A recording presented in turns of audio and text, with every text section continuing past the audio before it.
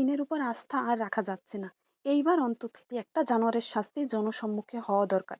একজন বাবা ঠিক কোন পর্যায়ে থাকলে বলতে পারে আমার আমার কন্যা হত্যার বিচার আমি চাই না? পারবেন না আপনারা বিচার করতে। আর কত দেখবো, আর কত সহ্য করব বলেন তো? একটা সময় ভাবতাম মেয়েরা মায়ের গর্ভ আর কবর ছাড়া কোথাও নিরাপদ না। কিন্তু এদেশে তো গর্ভবতী মহিলারাও ধর্ষিত হয়।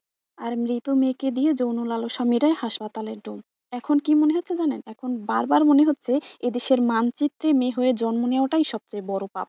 সবচেয়ে বড় অপরাধ এই দেশে মেয়ে হয়ে জন্ম নেওয়া। ধর্ম বইতে আইএমএ জাহিলিয়া যুগের বর্ণনা পড়েছিলাম। কিন্তু এখন বাস্তব রূপ দেখতেছি বাংলাদেশে। আমিও একজন কন্যা সন্তানের মা। আমার মেয়ের বয়সও ৭ বছর। সব সময় আতঙ্কে থাকি। আমি আসলে ভাবতে পারি না এইটুকু বাচ্চার মানে কি বলবো? কোন ধরনের জানোয়ার, কোন ধরনের সাইকো হইলে এরকম কাজ করতে পারে? আর বাংলাদেশের পুলিশ? আহ! তারা এমনভাবে প্রোটেক্ট করছে অপরাধীকে, মনে হচ্ছে কোনো দেশের প্রেসিডেন্টকে তারা নিরাপত্তা দিচ্ছে। প্রশাসনের কাছে আমরা অনুরোধ করতেছি, প্লিজ এবার অন্তত কিছু একটা করুন যাতে আইনের প্রতি হারায় যাওয়া বিশ্বাসটা আমাদের আবার ফিরে আসে।